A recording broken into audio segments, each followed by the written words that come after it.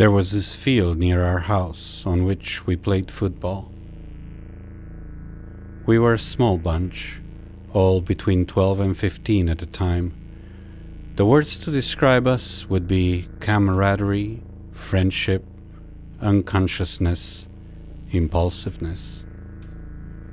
And then that day came, the 22nd of December. We were all there, same time, same place, same bunch. However, there was something in the air that day, even something palpable, like noise. Or was it noise? It was a cloudy day, and it had something ominous about it. For the first time in all these years, we became aware of a new feeling few of us were ready to digest.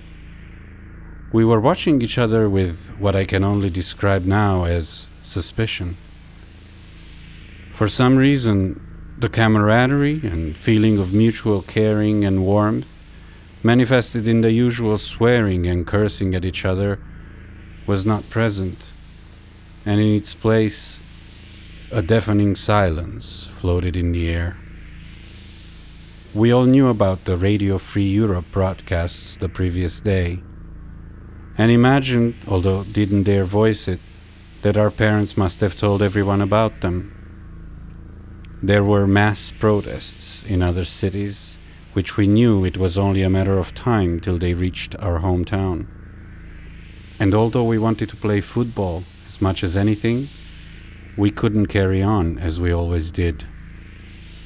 Suddenly, as if everyone was thinking about the same thing, we started focusing our collective attention on one guy, rather the silent type, who had all of a sudden seemed suspicious.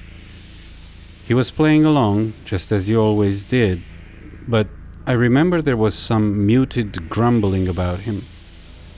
Could he have always been different from the rest of us? And was it just then, on that strange day, that we all noticed it? We played for about half an hour more, when the game tapered to a halt, as if we just didn't have the energy to go on with it anymore, as if that force that was in the air overwhelmed us. We gave up, picked up the ball, and started to head back home to the communist blocks of flats that flanked our playground. We were filing back in silence and reached the asphalt road that made its way to the field, when suddenly a Dacia car came into sight. A yellow Dacia, which we all recognized because it belonged to this neighbor of ours we all knew for his calm and composure. But this time he wasn't calm. He was driving unusually fast and erratically, and he almost ran us over before he braked a few inches from a cement wall. We jumped out of his way and watched him incredulously. He got out of his car, his face almost white, the little hair left on the top of his head disheveled. He wanted to speak, but the words wouldn't come out. Then he finally blurted out in a high-pitched voice, "What are you doing? Are you shamelessly playing football while children your age are dying in the main square? You disgraceful people!" he shouted, and then got back into his car and drove away. We stood there speechless, unable to wisecrack as we usually did, unable to move.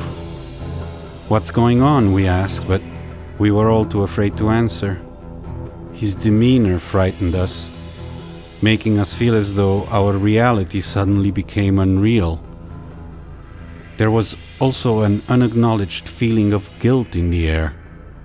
Was it our guilt for being alive? Eventually we continued home.